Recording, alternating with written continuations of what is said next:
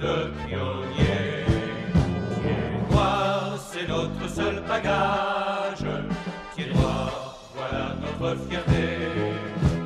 Rien ne pourra faire oublier notre passé noir.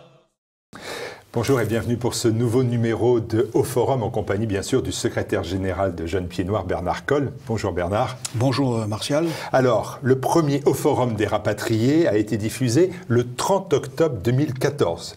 Et nous voici donc arrivés, je le disais, au Forum numéro 7. Les premiers Au Forum ont eu vocation, une vocation disons historique, qui ont permis de retracer les principaux événements vécus par les Français rapatriés, principalement, bien évidemment, ceux d'Algérie, qui représentent les 2/3, 66% des rapatriés. Quel bilan tirez-vous de ces 6 émissions, et puis aussi de vos interventions sur TV Liberté par ailleurs ? Eh bien, la première émission que nous avons faite avec Pierre Descaves remonte au 20 mars 2014. C'est-à-dire maintenant, il y a un peu plus de 3 ans. Elle a été regardée par plus de 58 000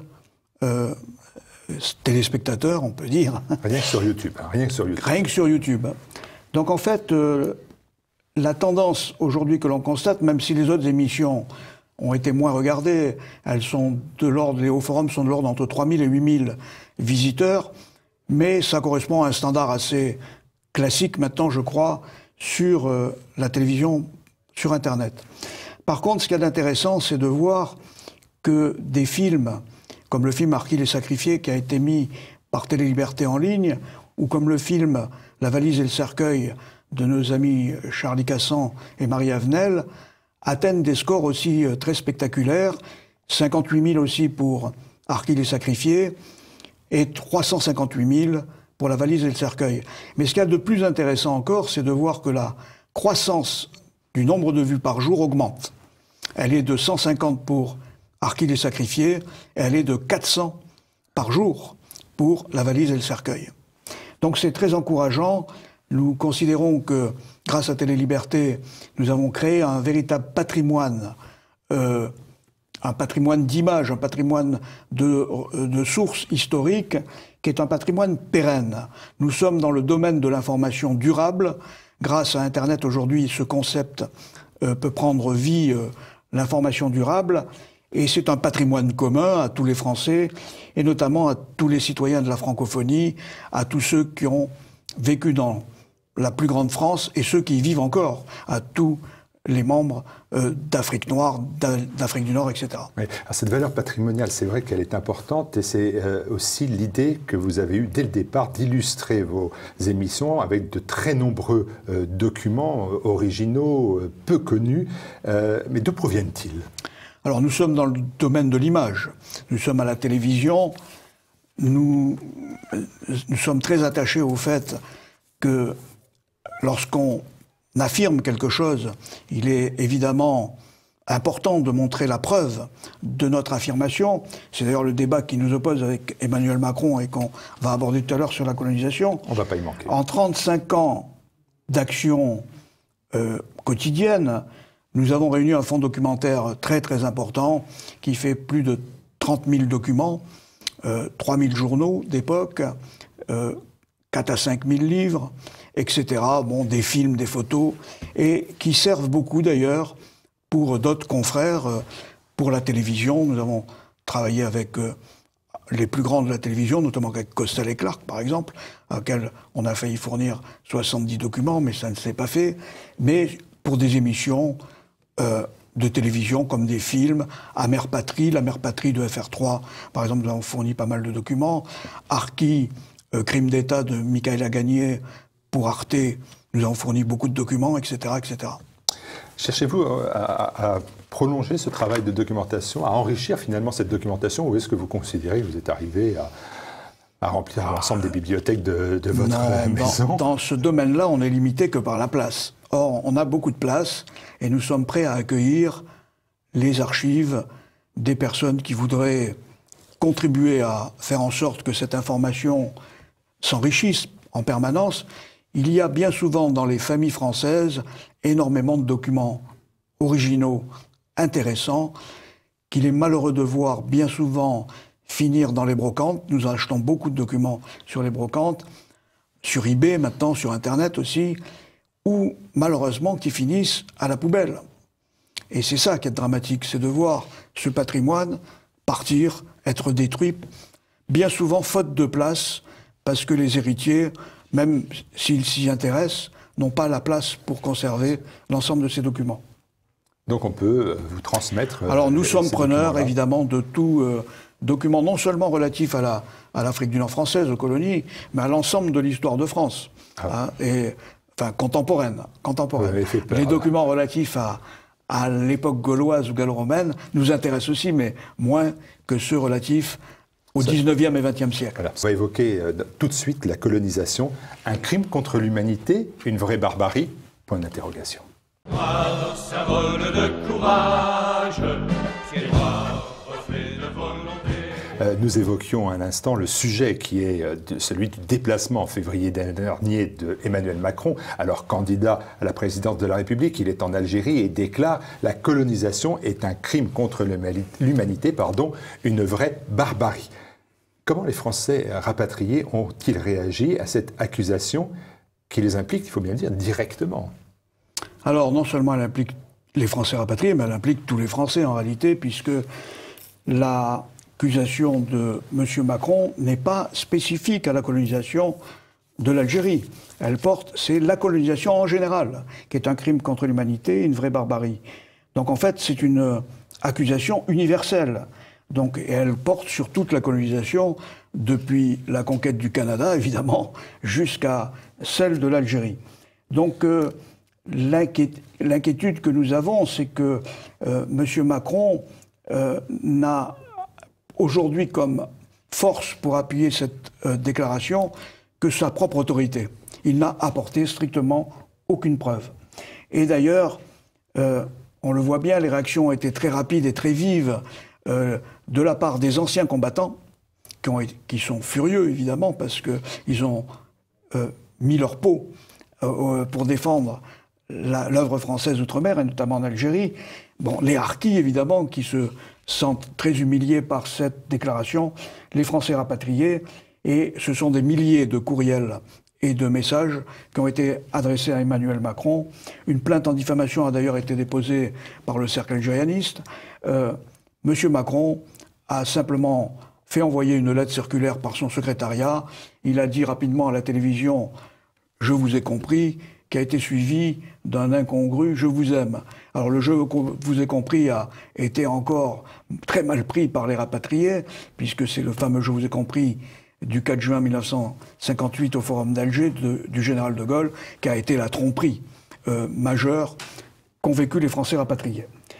Donc, bien au contraire, Macron, au lieu de s'amender, avec des toutes petites excuses qu'il a faites dans sa lettre, a, dans la revue L'Histoire du mois d'avril 2017, confirmé non seulement qu'il ne ferait pas repentance, et qu'il ne reviendrait pas sur ses propos, mais que c'était bien sa vision de l'histoire de la colonisation française. Est-ce que vous avez, par exemple, pris des initiatives? Je pense, par exemple, vous auriez peut-être pu lui écrire pour lui demander d'apporter des preuves historiques à ces accusations. Est-ce que vous avez fait ce type de démarche? Alors, nous avons évidemment adressé une lettre en recommandé avec accusé réception, la lettre ouverte numéro 2 au candidat Emmanuel Macron, puisqu'à l'époque il était candidat, en lui demandant, ce qui paraissait logique, d'apporter les preuves historiques de son accusation. Nous n'avons toujours pas reçu le moindre courrier, ni de lui, ni d'ailleurs de Benjamin Stora, qu'il cite en référence dans son article dans la revue L'Histoire. Alors, M. Emmanuel Macron est originaire d'Amiens. Il se trouve que au forum numéro 4, nous avons eu le plaisir d'accueillir deux de nos amis harkis, donc M. Abdi et un pied noir, le président de l'association des pieds noirs d'Amiens, M. Lefebvre, qui ont ici témoigné de la réalité des drames qu'ils ont vécus. Monsieur Macron pourrait aller les voir, c'est juste à côté de son lieu d'habitation. Et puis il pourrait aussi aller dans la maison natale de Jules Verne, qui est natif d'Amiens. Il y a un musée dans cette maison natale de Jules Verne, et il y a un superbe diplôme dans ce musée, délivré par la ville d'Alger à monsieur Jules Verne, citoyen d'honneur de la ville d'Alger. Car Jules Verne, comme des milliers d'écrivains, d'artistes, de journalistes, comme Karl Marx est allé se soigner pendant 3 mois en Algérie, ont vécu en Algérie à l'époque du XIXe siècle et au début du XXe siècle. Et ils n'ont jamais constaté ni dit la moindre chose sur le fameux génocide que dénonce M. Macron. Jean Sévilla, dans le Figaro magazine, je crois, l'historien a déclaré que cet aspect juridique des propos d'Emmanuel Macron, il a dit que c'était un non-sens historique. Oui, c'est Jean Sévilla. C'est Jean Sévilla. Je me souviens d'ailleurs que Gilbert Collard avait lui-même, dans notre journal télévisé, était intervenu dans le même sens. Tout à fait. Nous avons pu réaliser, c'était le 1er mars 2017, une interview exclusive de Maître Collard pour Télé Liberté, et c'est peut-être un petit extrait de cette déclaration portant justement sur l'aspect juridique. Car quand on parle de crime contre l'humanité, on pense tout de suite à la Deuxième Guerre mondiale. Cette notion d'ailleurs de crime contre l'humanité est spécifique à la Deuxième Guerre mondiale. La définition d'un crime contre l'humanité, c'est une incrimination créée en 1945 dans le statut du tribunal militaire de Nuremberg, établi par la Charte de Londres, article 6. Bon, personne, évidemment, ne peut comprendre exactement ce que ça contient. Alors si on va sur le site d'Amnesty International, on découvre que les crimes de guerre sont des violations des lois et coutumes de la guerre, définies par les conventions de Genève et de La Haye. Ils comprennent les attaques délibérées contre les civils, la torture, le meurtre et les mauvais traitements infligés aux prisonniers de guerre. Ces crimes sont valables aussi en situation de paix civile. On va écouter, si vous voulez bien, l'entretien que nous avez accordé avec Maître Collard. La colonisation fait partie de l'histoire française. C'est un crime. C'est un crime contre l'humanité, c'est une vraie barbarie. Et ça fait partie de ce passé que nous devons regarder en face. Un passé qui ne passe pas pour Emmanuel Macron et une déclaration qui ne passe pas pour les pieds noirs et descendants de pieds noirs. Ces propos tenus par le candidat de centre-gauche à l'élection présidentielle résonnent comme une provocation et une insulte pour les Français d'Algérie et leurs descendants. Pour Gilbert Collard, lui-même fils de pieds noirs, c'est une accusation infondée. Cette accusation est complètement infondée en droit, en fait et en morale. La colonisation appartient à une époque. Elle a été le fait du reste des gouvernements plutôt socialistes. Elle correspond à un moment de l'histoire et toute l'histoire est traversée par la colonisation. Est-ce que les musulmans qui ont occupé l'Espagne pendant 8 siècles ont commis un crime contre l'humanité et vont-ils s'excuser? De même pour les Turcs, de même pour les Anglais avec l'Inde, de même pour les Américains avec les Indiens, dont il reste peu de représentants. Pour l'avocat et député, de telles déclarations constituent une véritable menace pour la France, une menace qui pourrait déboucher notamment sur des réparations financières. Monsieur Macron, au service de qui? Au service de quoi? Est en train de préparer le terrain si ses idées avancées à une réparation financière. On commence par s'excuser, puis ensuite on paye le prix du préjudice que l'on a causé et qui a été validé par les excuses. En réalité, M. Macron est en train de préparer, si on le laisse faire, les réparations que demain il octroiera dans une forme financière à l'Algérie pour avoir construit des aqueducs, des ponts, des routes, des hôpitaux, des écoles. Il ouvre la porte, ce Macron, à toute une polémique qui va s'ensuivre sur la colonisation, qui va être encore un moyen non seulement d'exacerber les communautarismes, notamment encore d'humilier la France, de l'affaiblir un peu plus, mais de permettre une mise en cause de notre histoire. Ce que toute une cohorte d'historiens, pour ne pas dire une meute, cherche depuis longtemps. Donc Macron refusera de s'excuser parce que Macron est en service commandé. Service commandé ou non, Emmanuel Macron s'expose à des poursuites judiciaires. L'ancien ministre pourrait finalement bien regretter son petit clin d'œil électoraliste en direction des immigrés algériens ayant aujourd'hui la nationalité française et donc le droit de vote. Des poursuites judiciaires déjà enclenchées puisque le Cercle algérianiste national, une association de pieds noirs, a annoncé avoir déposé une plainte contre le candidat à l'élection présidentielle. De son côté, Gilbert Collard estime qu'Emmanuel Macron devrait avoir le courage d'un débat. Peut-être le courage d'un débat. Le courage dont manque visiblement cet homme d'aller affronter des pieds noirs pour leur dire en face qu'il les considère comme des criminels contre l'humanité. Sinon eux, du moins leur père. Sinon eux, du moins le grand frère qui est mort dans le Djebel. Voilà. Qu'il les regarde dans les yeux et qu'il s'explique avec eux. Mais je pense qu'il refusera de s'expliquer. D'après vos documents aussi, et là c'est important, vous dites que Benjamin Stora n'a jamais soutenu la thèse que la colonisation fut un crime contre l'humanité, alors que Emmanuel Macron se défend en le prenant à partie, si j'ose dire.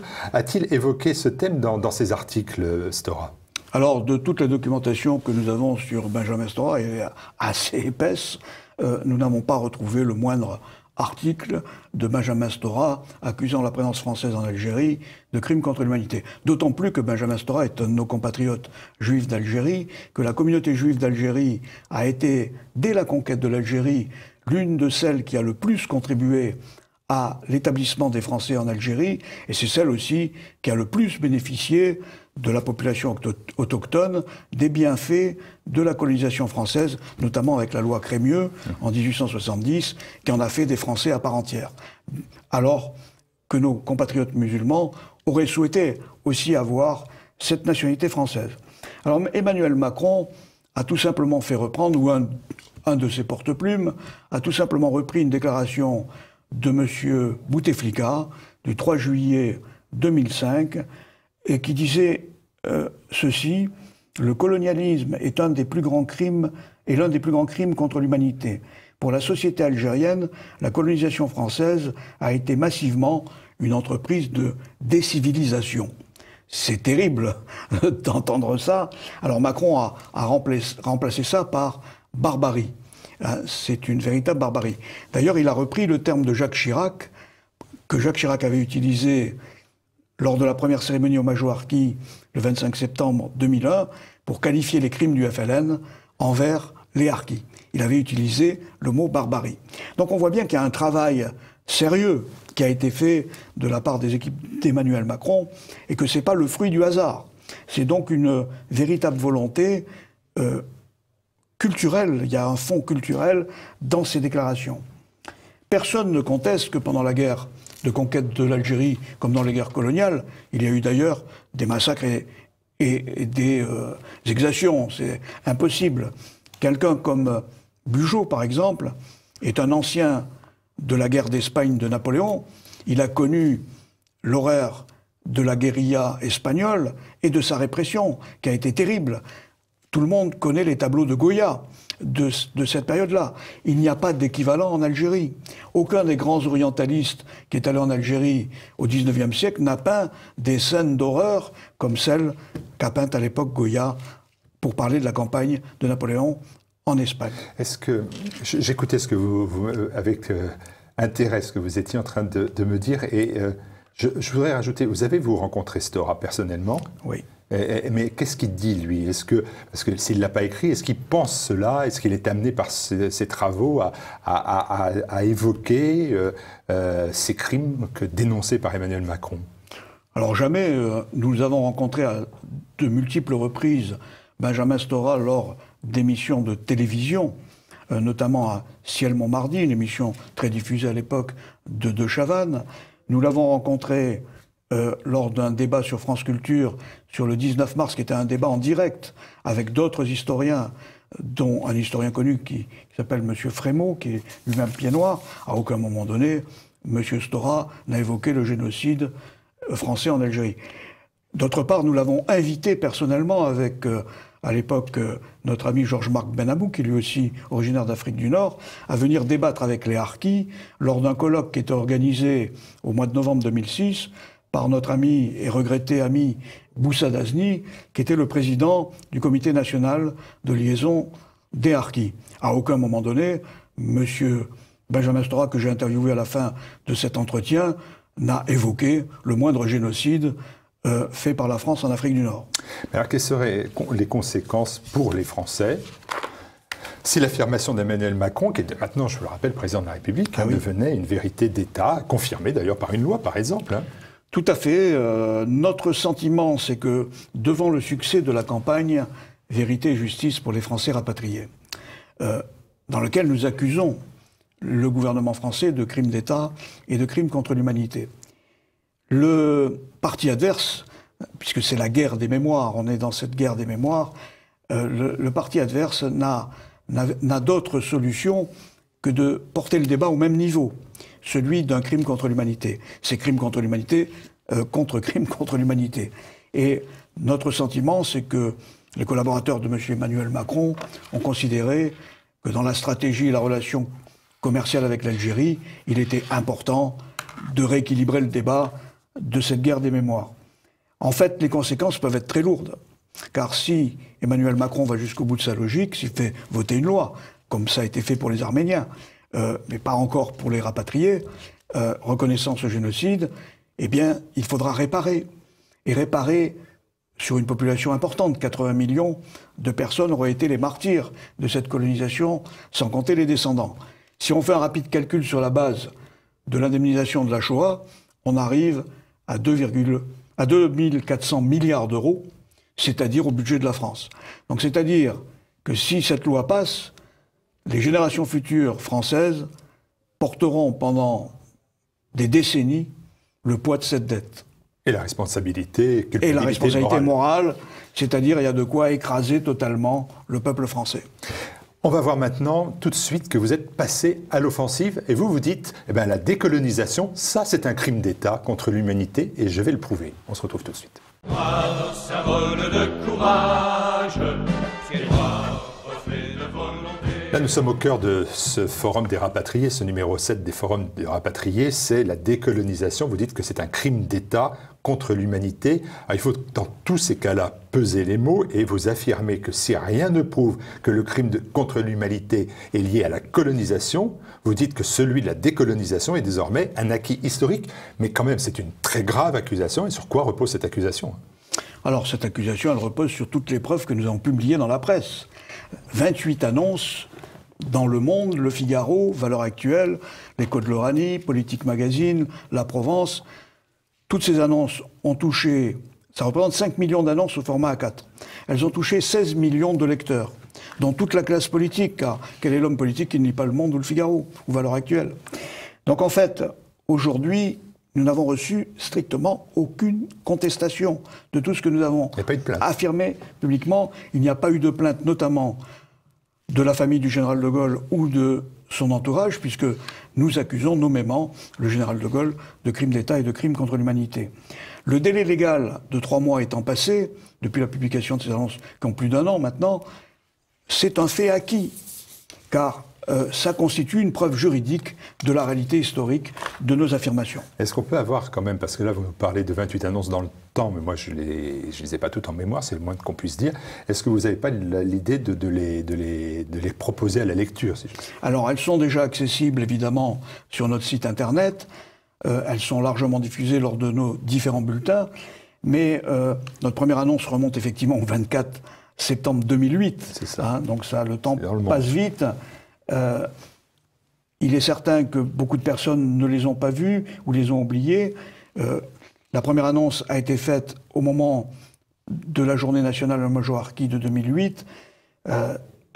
Cette campagne d'ailleurs, qui est une campagne qui a été à l'origine lancée par Jeunes Pieds Noirs, a eu le soutien de nombreuses personnalités comme Jacques Chirac, Jean-Marie Le Pen, Maurice Benassaïag, Alain Madelin, Gérard Longuet, François Léotard, etc., des gens de toute sensibilité. Là aussi, nous n'avons jamais eu la moindre contestation de toutes les affirmations que nous avons faites. Donc il est nécessaire effectivement maintenant de proposer à ceux qui s'y intéressent un récapitulatif de cette campagne, et nous avons prévu pour le mois de septembre de sortir une plaquette résumant l'ensemble de cette campagne. Et là, dans cette plaquette, finalement, vous allez développer toujours cet argument, mais qui n'est pas un argument d'unité nationale, c'est de dire que De Gaulle et ses partisans ont été des artisans volontaires de l'abandon de notre empire. Est-ce qu'il faut continuer à dire cela? Est-ce que ce n'est pas le temps de l'unité nationale, de la concorde nationale? Ben, c'est capital, parce qu'en fait, tout repose autour de... La politique française repose autour du mythe gaulliste. La Ve République a été créée grâce aux Français d'Algérie à l'occasion des événements de mai et juin 1958.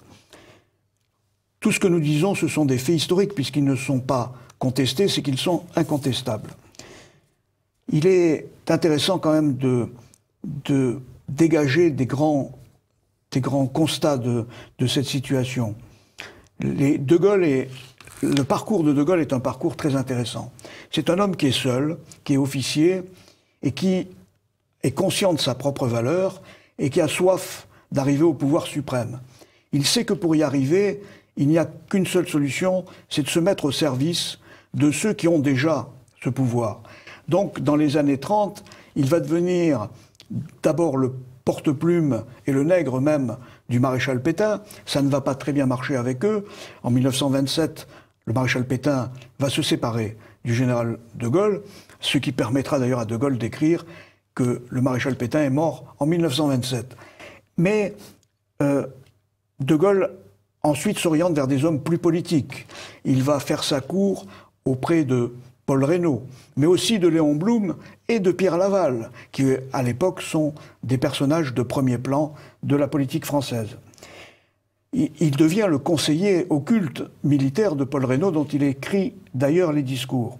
Il faut lire les lettres de Gaulle à ce moment-là, à Paul Reynaud par exemple, qui sont des véritables lettres de flagornerie, de flatterie, pour arriver à être ce qu'il a envie d'être, un personnage principal. Vous allez me forcer, Bernard Colle, à devenir le défenseur, l'avocat de M. de Gaulle. Pourtant, exemple, tout le monde reconnaît que de Gaulle a été un grand spécialiste des chars avant-guerre. Voilà, c'est sur quelque chose que vous ne pouvez pas récuser. Alors, évidemment, c'est la légende gaulliste aussi qui s'est construite au fil du temps. À l'époque où de Gaulle sort, en mai 1934, son livre « L'armée vers l'armée de métier », les écrits concernant l'usage des chars sont très nombreux, aussi bien en France, en Angleterre qu'en Allemagne. Et donc, en fait, de Gaulle a une caractéristique principale, c'est qu'il va plagier tous ses ouvrages, il va en faire une synthèse, une bonne synthèse, il a une très bonne plume, il écrit très bien, il a un style très percutant, et c'est ce qui va faire son succès très relatif, puisqu'il y aura moins de 700 livres qui seront vendus. Donc vous voyez un peu l'impact de la pensée de Gaulle à l'époque. Mais surtout, il s'inspire de personnalités très connues, comme le général Estienne, dont il va reprendre quasiment l'intégralité des propos. Mais Bernard Colle, sur le terrain, moi je vous place en mai 40, on va faire un peu d'histoire. De Gaulle est à la tête d'une division cuirassée, la 4e division cuirassée, la DCR, à Montcornet et à Abbeville. Et là, il y applique sa théorie sur l'usage des chars. Et là, il rencontre un vrai succès. En voilà un que, une nouvelle fois, vous ne pouvez pas nier. Alors, ce succès est très relatif, car si de Gaulle a effectivement prévu un usage des chars qui est conforme d'ailleurs à l'usage préconisé par les Anglais et les Allemands, il a oublié que le rôle principal dans la prochaine guerre, c'est l'aviation. Et là, il y a un général italien qui s'appelle le général Douai, qui a théorisé ce rôle de l'aviation, et c'est principalement les Allemands vont s'inspirer de Douai, et en France, le maréchal Pétain va s'entourer d'un général qui s'appelle le général Vautier, qui lui-même est un partisan de l'aviation comme élément majeur de la défense nationale. Tout simplement parce que, Pétain le dira, si l'avion peut détruire le char ne peut pas détruire l'avion. Donc en fait, la légende gaulliste aurait été puissante si elle s'était construite autour du couple char-avion. Mais dans l'armée de métier, vers l'armée de métier, De Gaulle oublie totalement les avions. Est-ce que vous parlez d'un mythe gaulliste, mais ce mythe, s'il existe, il s'est créé sur un fait réel, c'est le discours, l'appel du 18 juin 1940. Et ça, c'est quand même un événement aussi fondateur de ce mythe. Alors tout à fait, vous avez parlé de Montcornet et d'Abbeville tout à l'heure, qui sont des succès très ponctuels de quelques jours de De Gaulle à la tête de la 4e division cuirassier, qui était la plus puissante des divisions cuirassiers françaises, 450 chars. Il va arrêter effectivement, il va faire 500 prisonniers, il va faire reculer les Allemands d'une quinzaine de kilomètres, mais ce sera très bref parce qu'il n'a pas de troupes pour occuper le terrain. Il se replie très rapidement en laissant quand même 200 chars, les meilleurs chars français, détruits par l'artillerie allemande, l'artillerie anti-char allemande et par l'aviation allemande. Donc en fait, il va perdre en quelques jours la moitié de ses chars. Mais mai 40 est effacé, on est au 18 juin 1940 à 18h. Tout à fait, mais non, on n'est pas encore au 18 juin. Le 18 juin est précédé du fait que De Gaulle devient secrétaire d'État secrétaire d'État à la défense nationale, à la guerre, le 6 juin, et que le 16 juin, il y a un changement de gouvernement. Paul Reynaud perd sa place au profit du maréchal Pétain, et au lieu de rejoindre la 4e division cuirassée, qui va se battre très courageusement jusqu'au 25 juin, jusqu'à l'armistice, De Gaulle préfère partir en Angleterre et se mettre au service des Anglais, parce qu'il a compris que dans le combat futur, il n'y a plus de pouvoir possible en France, que le pouvoir bascule en Angleterre. Et donc, il va se placer simplement du côté du pouvoir. Et donc, il y a bien ce 18 juin 40, j'y reviens. Alors, c'est là où, bien évidemment, le mythe gaulliste prend sa pleine ampleur. Tout à fait. Sa réalité. Il va arriver en Angleterre le 17 juin, en début d'après-midi, et il va tout de suite rencontrer Winston Churchill. C'est probablement Winston Churchill qui lui a demandé de parler directement à la BBC le soir même, et non pas le lendemain. Et De Gaulle lui a demandé tout de suite de récupérer sa famille qui était réfugiée en Bretagne, à Carantec, et Churchill accepte. Un avion anglais, un hydravion, va partir dans la nuit du 17 au 18 juin. Il va arriver près des côtes françaises le 18 juin au matin. Il y a du brouillard. Cet avion va s'écraser et les 2 pilotes et les 2 spécialistes anglais qui accompagnaient cet avion d'origine australienne, les pilotes étaient australiens, vont périr. Vous n'en trouvez pas une seule trace dans l'histoire gaulliste. En fait, Madame De Gaulle et sa famille seront conduits en Angleterre par une autre équipe anglaise à partir de Brest le 18 juin, et De Gaulle retrouvera sa famille le 19 juin en Angleterre. Donc voilà le personnage, c'est-à-dire que, certes, on a l'impression qu'il pense à la France, mais il pense essentiellement à sa carrière. C'est pas ce que pensent les gens quand ils l'entendent le 18 juin. Il y a quand même beaucoup de gens qui l'ont entendu à la radio faire cet appel du 18 juin. Alors, beaucoup de personnes prétendent avoir entendu cet appel. Aucune preuve matérielle aujourd'hui ne permet d'affirmer que De Gaulle a bien parlé à la BBC le 18 juin. De Gaulle, dans sa mémoire, dit qu'il a parlé à 18h, heure anglaise, c'est-à-dire 19h heure française, parce qu'il y a un décalage horaire d'1 heure entre la France et l'Angleterre.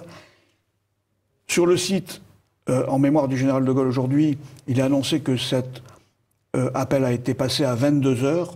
En réalité, De Gaulle n'a pas parlé le 18 juin, c'est simplement un communiqué de presse de la BBC qui a été diffusé à 22h, effectivement, sur les antennes de la BBC, et qui a été dispatché dans le monde entier, puisque dès le lendemain, des journaux français, des journaux anglais, des journaux américains vont reprendre des extraits du fameux texte du 18 juin, qui n'est pas celui que De Gaulle présente comme étant son discours à la BBC. Car il y a un décalage important entre les deux textes, notamment dans les accusations portées contre le gouvernement, le récent gouvernement du maréchal Pétain. Alors, mais vous dites quoi à ceux qui ont entendu le discours? Vous leur dites c'était une fake news, alors, un mensonge, vous ne l'avez pas entendu? Non, ils ont lu les communiqués de presse, ça oui. Et dans l'imaginaire et dans vous savez, la fragilité du témoignage humain, c'est quelque chose de très, très sensible, très, très difficile. Il y a un historien gaulliste qui s'appelle François Delplat qui a décortiqué tout cela dans un ouvrage qui s'appelle d'ailleurs le 10 juin, qui a été publié en l'an 2000, et dans lequel il affirme que le discours du 10 juin est une construction a posteriori qui démarre le 16 juin et qui se termine en août 1940. C'est pour ça qu'on a à peu près une dizaine de variantes du discours du 18 juin, et même une fausse affiche, celle qui est placardée un peu partout dans toute la France, qui a en fait été un communiqué de De Gaulle, qui a été probablement publié en Angleterre et diffusé en Angleterre au mois de juillet 1940. Donc on est vraiment dans un mythe complètement fictif, une histoire complètement construite pour servir... Enfin, les actes sont là. Les besoins de volonté de pouvoir d'un homme, le général de Gaulle. C'était une personnalité connue en 1940, et sa voix, elle porte. Alors, le général de Gaulle était malheureusement quelqu'un de, pour lui, totalement inconnu. Et c'est bien ce qui choque Winston Churchill quand il s'aperçoit du peu d'écho des nombreuses publications et messages publiés, diffusés par la radio, la télévision, la radio, pardon, et les journaux anglais autour du général de Gaulle. À tel point que Winston Churchill va demander à une équipe de spécialistes de la communication de lancer le général de Gaulle auprès du grand public, de le faire connaître. Et ça va choquer évidemment de Gaulle qui, rentrant le soir chez lui, voit sa femme et dit à sa femme « Ils veulent me lancer comme une savonnette ». Et c'est exactement ce qui va se passer. Il y a toute une série d'articles, assez cocasses d'ailleurs, dans la presse anglaise et française de l'époque parachutée en France, où on voit De Gaulle et sa femme, un couple bien installé en Angleterre. On le voit même admirer sa collection d'armes arabes. C'est assez amusant, puisqu'on ne voit pas comment Madame de Gaulle aurait pu ramener le 18 juin la panoplie d'armes de guerre arabe que le général de Gaulle aurait eu chez lui. Je vous arrête, je vous coupe, pardonnez-moi, mais j'ai l'esprit d'escalier, comme on dit. Et vous avez dit tout à l'heure que Madame de Gaulle avait rejoint son époux en Angleterre dès le 19 juin. Mais comment ça a été possible, ça? Eh bien, ça a été possible simplement par les équipes de spécialistes des services secrets anglais qui l'ont récupéré et qui l'ont embarqué dans un bateau anglais qui est parti de Brest le 18 juin au soir et qui est arrivé en Angleterre le 19 au matin. Et le 19 au matin, Philippe de Gaulle achète un journal anglais et découvre l'appel de son père dans la presse anglaise.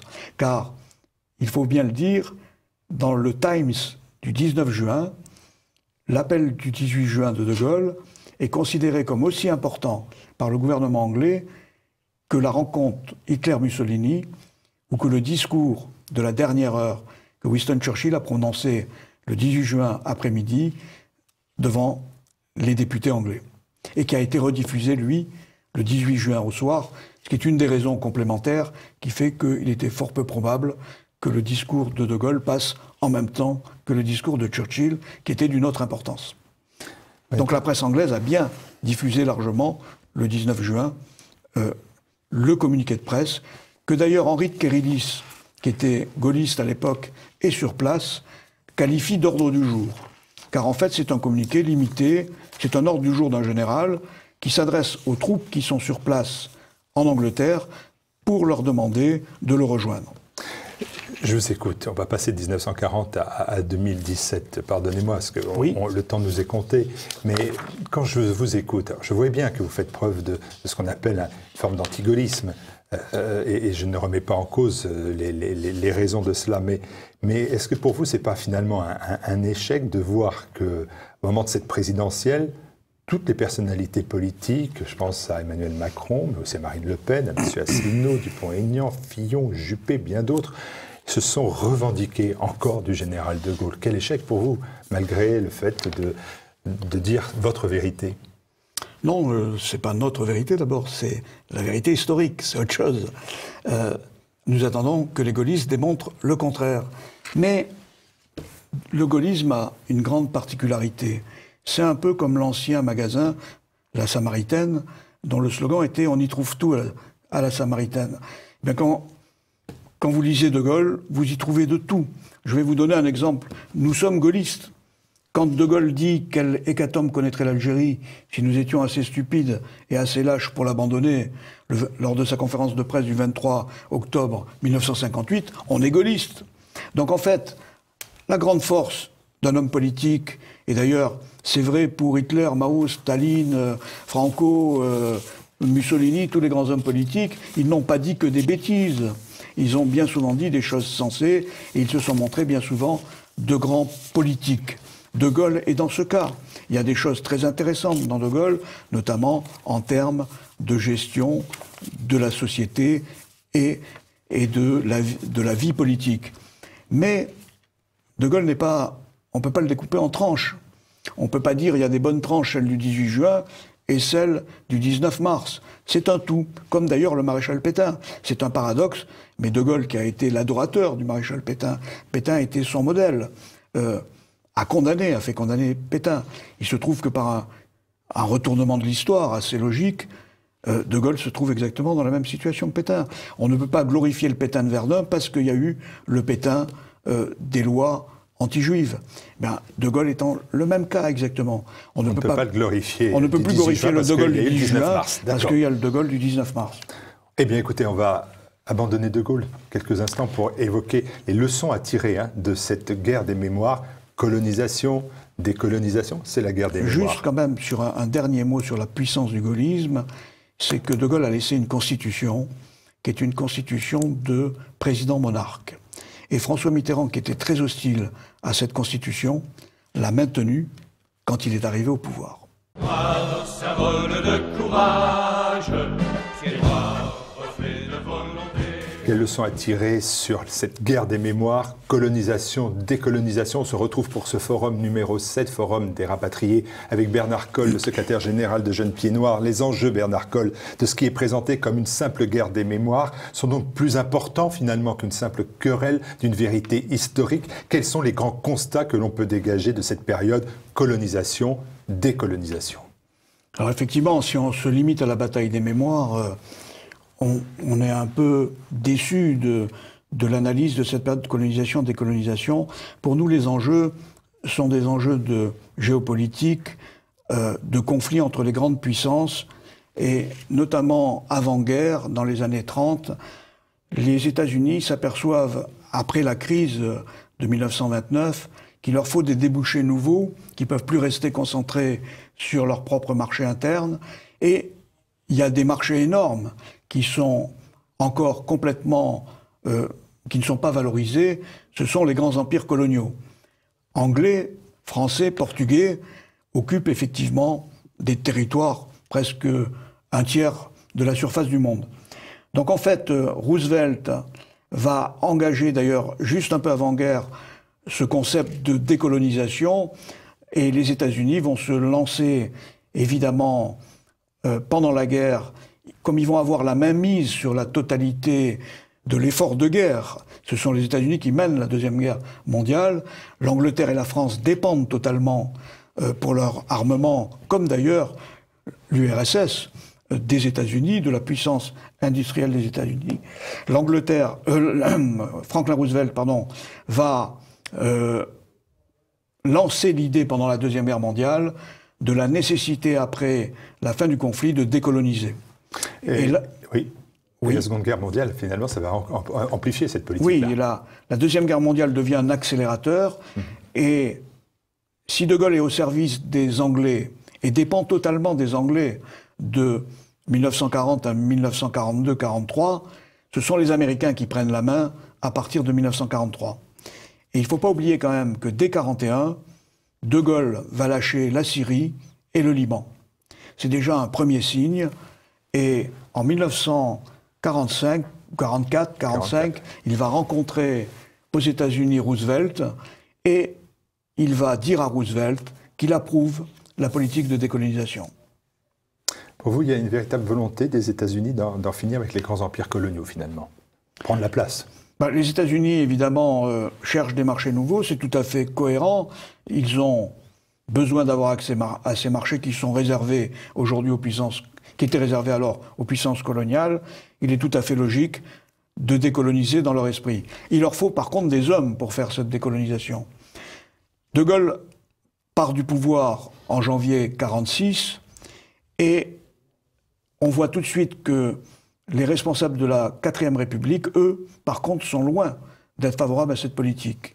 Que ce soit Georges Bidault pour la guerre d'Indochine, que ce soit les successeurs de Georges Bidault, tous les hommes politiques, le maréchal Juin, etc., vont se battre pour conserver l'Empire français, car ils savent que une grande partie de la puissance française réside dans l'Empire français.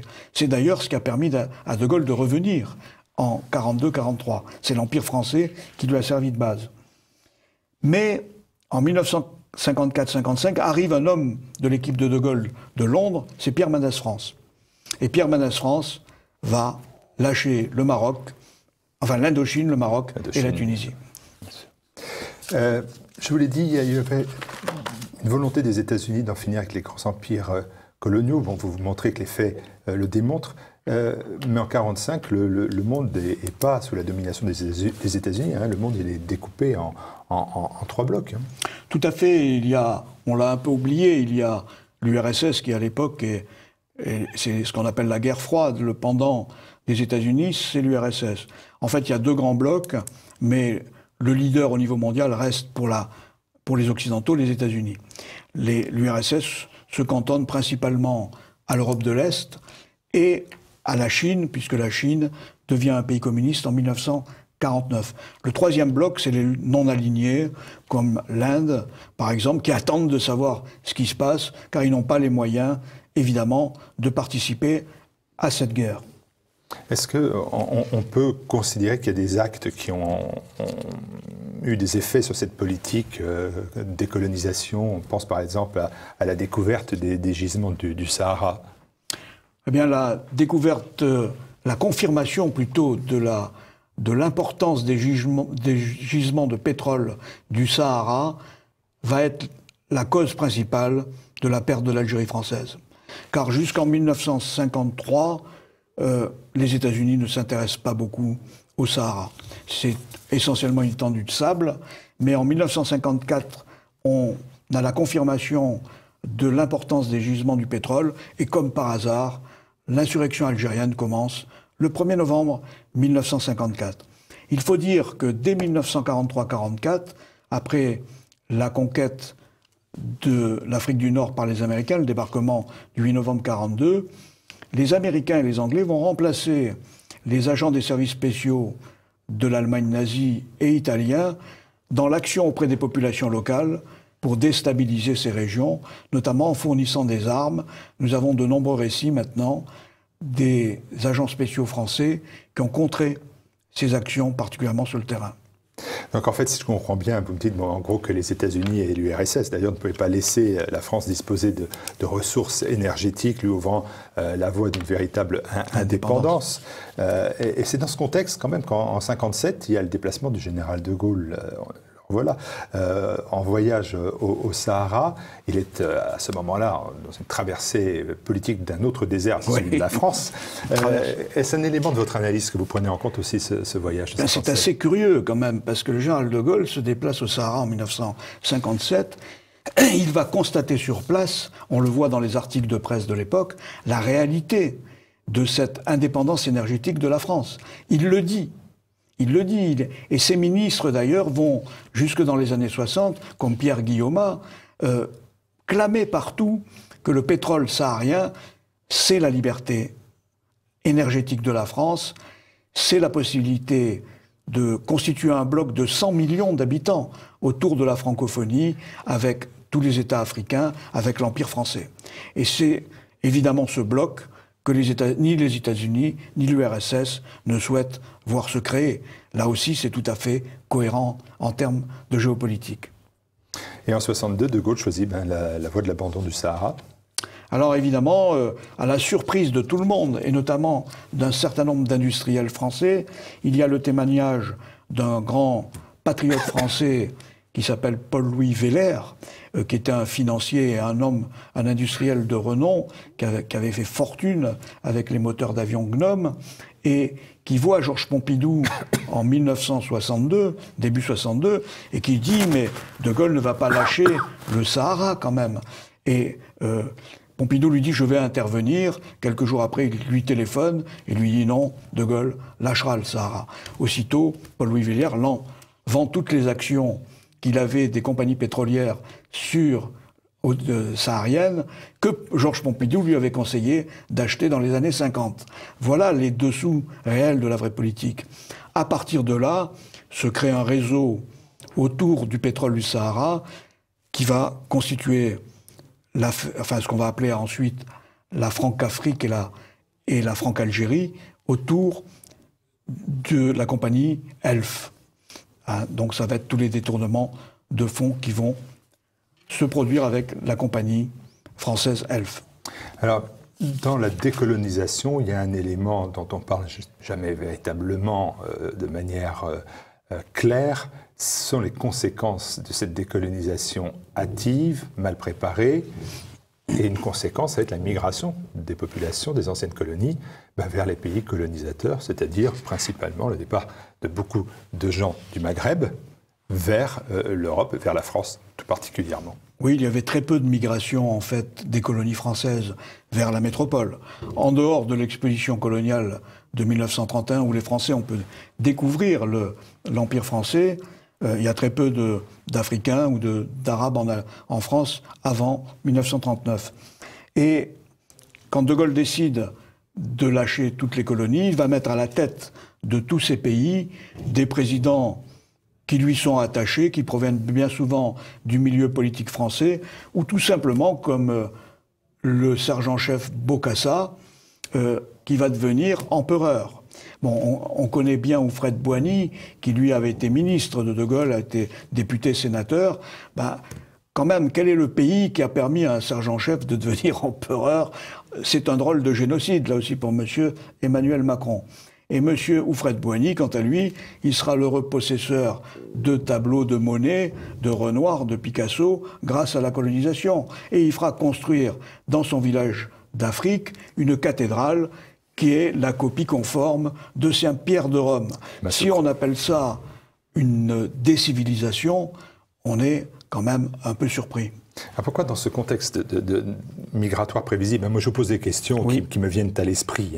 On sait globalement qu'il y avait 1,5 million de Français musulmans qui allaient être menacés par l'arrivée au pouvoir du FLN, et donc ils pouvaient raisonnablement venir en France se réfugier, des vrais réfugiés. Et pourtant, on a le sentiment que l'État français n'a pas accueilli comme il le fallait ces harkis, leurs familles qui voulaient rester français, mais ils ont mis de côté ces populations-là pour aller chercher des travailleurs nouvellement algériens, finalement. Tout à fait. Alors le raisonnement à l'époque était aussi très cohérent. De Gaulle ne voulait pas des 1 500 000 Français musulmans menacés, car c'était des Français musulmans qui venaient avec leurs familles. Bon, même s'il a dit à l'époque dans la presse que la France était capable d'accueillir 25 millions de migrants. C'est dans la presse de l'époque, comme vous pouvez le voir sur l'écran. Il a choisi de livrer les harkis au FLN et ils ont été désarmés et massacrés grâce à cette politique française volontaire. C'est un crime, c'est ce qu'on peut appeler un crime d'État. En 62, fin 62, il n'y a que 20 000 harkis qui sont réfugiés en France grâce principalement à des officiers comme le général Meyer, dont nous avons publié le témoignage dans le Haut Forum numéro 6, et avec leurs familles, ça représente à peu près 90 000 personnes.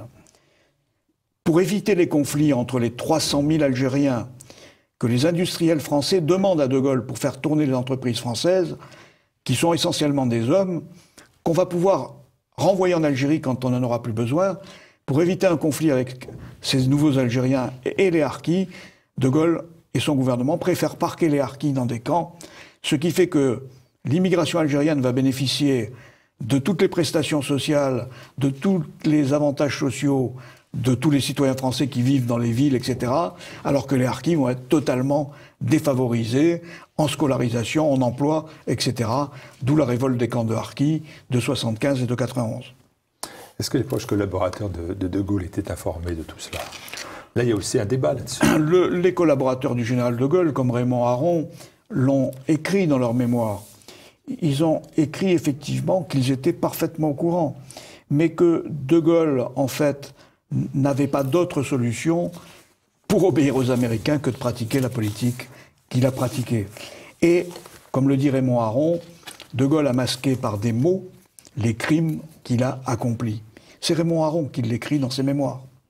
Et la force du gaullisme, c'est pour ça qu'il y a encore beaucoup d'admirateurs du gaullisme, c'est que par des mots, de Gaulle a transformé la réalité. Quand il dit le 6 juin 1964, « Nous avons résolu le problème algérien, comme il fallait, conformément au génie de la France et à son intérêt. Je vous prends tous à témoin. En une année, 1 million de Français établis dans ce pays a été rapatrié sans heurts, sans drame, sans douleur et intégré dans notre unité nationale. » On est quand même loin de la réalité du vécu du million de rapatriés qui ont vécu l'exode. Et pour l'Afrique noire, même constat? En Afrique noire, c'est le même constat. En Algérie, on a créé la Franc-Afrique avec un accord qui a été signé en août 1962 entre l'État français et l'État algérien. En Afrique noire, le regroupement familial de 1974 décidé par Valéry Giscard d'Estaing va accélérer le processus d'arrivée en France des populations africaines qui, on le comprend, cherchent, comme tous les migrants, une vie meilleure, la sécurité, un meilleur confort de vie. C'est tout à fait humain et on ne peut pas leur reprocher. Quel est finalement, en conclusion, de ces faits incontestables, quelles sont les conclusions que vous pouvez amener? Est-ce qu'on peut parler d'un choc de civilisation? Quelles sont vos conclusions? Alors la conclusion, c'est qu'effectivement la colonisation a été la rencontre des civilisations, d'abord sur place. Et la colonisation a permis de conforter un constat qui avait été déjà largement fait avant, qui est le fait qu'il existe une humanité universelle. Quand Confucius dit, et c'est d'ailleurs une référence que devraient prendre tous les journalistes, quand les mots perdent leur sens, les hommes perdent leur liberté, c'est un message universel. Donc en fait, la colonisation a permis de se rendre compte que tous les êtres humains étaient identiques et égaux, qu'ils avaient les mêmes problèmes, les mêmes contraintes matérielles, qu'ils étaient aussi capables de réagir positivement à ces différentes contraintes. Ce choc de civilisation dont la presse se fait largement l'écho, la question qu'on peut se poser, c'est comment l'éviter aujourd'hui. Nous pensons que la colonisation a été un phénomène principalement dû au nationalisme. Les États avaient besoin de conforter leur puissance, les États européens avaient besoin de conforter leur puissance. Avec les grandes migrations qui ont suivi la décolonisation, aujourd'hui on est en droit de se poser si le concept du 19e siècle, le droit des peuples à disposer d'eux-mêmes, ne doit pas être complété par un droit de chaque personne à choisir la civilisation dans laquelle il a envie de s'épanouir. C'est ce qu'on pourrait appeler le civilisationnisme, c'est-à-dire la possibilité pour tout un chacun d'adhérer à la civilisation, à la culture qui lui paraît la meilleure. Merci beaucoup Bernard Colle. On va se retrouver pour la dernière partie de notre entretien. Et c'est une partie importante puisqu'il s'agit d'évoquer la loi, les élections législatives, le gouvernement, les rapatriés, bref, de rentrer dans l'actualité. Noir, symbole de courage, ciel noir, reflet de volonté. Votre campagne de presse dénonce sans ambiguïté les crimes de Gaulle, on vient de l'entendre, envers les Français d'Algérie. Comment réagissent les femmes et les hommes politiques auxquels vous demandez de vous soutenir? Certains se réclament ouvertement du gaullisme, je l'ai dit, comme Emmanuel Macron, mais aussi comme Marine Le Pen, Nicolas Dupont-Aignan. Vous les mettez en porte-à-faux finalement? Alors, aucun d'entre eux n'a contesté une seule fois les affirmations que nous avons diffusées, dont on a largement parlé. Beaucoup d'hommes, d'ailleurs, au passé glorieux, se sont opposés sur ces points-là à De Gaulle, notamment comme Georges Bidault, qui a été le successeur de Jean Moulin à la tête de la Résistance en 1943, ou Jacques Soustel, le ministre du général De Gaulle, ou des généraux comme Salan-Jouot, Chasles et Zeller. être gaulliste aujourd'hui, c'est surtout utiliser l'outil que représente, l'outil politique que représente le gaullisme et qui est un outil efficace. Il faut le dire, puisqu'il a la preuve de l'action du général de Gaulle. C'était électoraliste, en gros, pour vous. C'est très électoraliste comme utilisation, à notre avis. Il peut y avoir quelques puristes, mais c'est essentiellement électoraliste. Alors pour les dizaines et dizaines de milliers de personnes qui nous écoutent depuis octobre 2014, vous savez que, et ils savent que votre objectif unique est de faire voter la loi Vérité et Justice pour les Français rapatriés. Concrètement, avez-vous reçu beaucoup de soutien de parlementaires et de candidats? Et puis il faut remettre votre travail sur l'ouvrage, puisqu'il va y avoir une nouvelle assemblée. Tout à fait. Alors d'abord, le bilan de la précédente législature, nous avons obtenu quand même le dépôt de 5 propositions de loi qui vont dans le sens de la loi Vérité et Justice pour les rapatriés. C'est donc 129 parlementaires qui ont signé ces propositions de loi, sans compter tous les parlementaires qui nous accompagnent depuis des années, comme André Santini, dans ce combat. Là, nous commençons à recevoir, nous avons envoyé un questionnaire aux 7882 candidats du premier tour de la législative. Nous commençons à recevoir des réponses comme celle de M. Bernard Carayon que vous voyez à l'écran. Et nous invitons évidemment tous nos amis à poursuivre cette action auprès des candidats. Mais c'est surtout au deuxième tour que ça va jouer. Pas au premier tour, effectivement, on les sollicite, mais c'est surtout les candidats qui vont être au deuxième tour dont il sera intéressant d'avoir l'opinion. Depuis plusieurs années, les tribunaux donnent souvent raison sur le fond aux Français rapatriés, mais se retranchent devant leur incompétence politique. Et là, il y a quand même maintenant un jugement récent, intéressant, d'un tribunal, celui de Rennes. Oui, alors le tribunal de Rennes a donné un jugement assez intéressant concernant une plainte d'une rapatriée d'Indochine qui, depuis 20 ans, demande justice. Ce tribunal lui a accordé 6 000 € au titre de dommage moral, préjudice moral, parce que ce tribunal a estimé que le délai d'une vingtaine d'années pour obtenir la condamnation de l'État était un peu long. Mais sur la plainte réelle, c'est-à-dire le droit à la réparation matérielle, le tribunal s'est déclaré incompétent compte tenu du fait que la France est en faillite. Donc la rapatriée va devoir vendre son appartement pour payer la dette, les prêts qu'elle a fait il y a 20 ans à cause de la carence de l'État. Voilà la situation de rapatriés qui ont aujourd'hui 80 ans, ou plus de 80 ans. Puisque vous parlez de l'État, qu'est-ce qu'a fait le gouvernement de 2012 à 2017? Parce que vous étiez venu ici et dire que vous étiez satisfait que le chef de l'État, François Hollande, ait officiellement reconnu la responsabilité de la politique de décolonisation des gouvernements français. Qu'est-ce qui s'est passé depuis? Alors, si nous sommes satisfaits sur le fond, là, nous avons obtenu une déclaration officielle du chef de l'État. Malheureusement, cette déclaration, si elle n'est pas suivie d'une volonté politique du gouvernement, il n'y a rien. Alors, M. Todeschini, Mme Antoine, qui sont nos correspondants au niveau de l'État, se retranchent tout simplement en tant que hauts fonctionnaires ou en tant que ministres, derrière le fait qu'ils ne reçoivent pas de directive du gouvernement pour accomplir la décision du chef de l'État. Ça va changer avec le gouvernement Macron, forcément, en bien, tout va bien avec Macron. Et là, vous avez un nouveau ministre qui est à l'écoute. Bah, nous n'avons personne. Ah oui, donc pour l'instant, il n'y a pas de secrétariat d'État aux anciens combattants. L'Union nationale des combattants a adressé d'ailleurs un message à M. Macron dans ce sens, en disant par qui va-t-on être suivi et géré? Les rapatriés dépendaient du secrétariat d'État aux anciens combattants. Donc là, on est dans une période d'attente. Il paraît qu'il va y avoir un haut commissariat aux anciens combattants et aux rapatriés. Bref, c'est une façon d'enterrer, évidemment, le problème, car la solution de l'État, c'est d'attendre la disparition physique de l'ensemble de la communauté rapatriée.